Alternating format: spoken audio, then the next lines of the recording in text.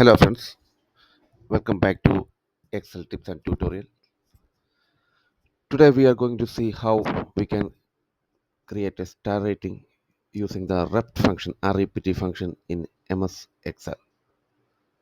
So I have displayed an example in this table like for each rank, corresponding rank, there will be corresponding stars in the rating column.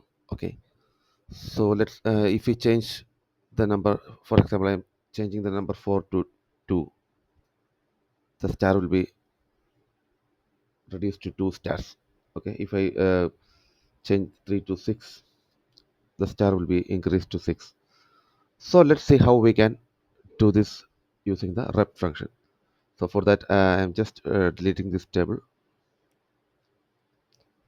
Okay, so I will initially enter some ranks like for anything between 1 to 10. Okay, for 3, 6, 8, 5. Okay, so these are the ranks in this column, and I'm going to give the rating for these ranks using the REPT function. So before that, I have copied a star symbol from an external site and pasted it over here for your reference. Okay, you can move it to any other location. So I have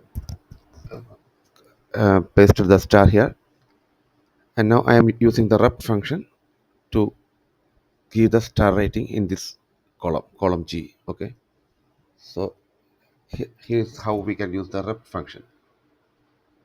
Is equal to REPT. Okay, comma, then select the text or image that you want to display. So I'm selecting the star. Okay, comma, then the rank. Okay, F8. When I click on enter, you can see 4-star rating. So if you want to drag it, if you want to display star rating to the below cells, you can just drag it down. But before dragging, you need to make sure that you have to lock the cell reference G5. The cell you have to lock the cell reference for the cell which has the image of the star. Okay, so I am locking G5. Okay,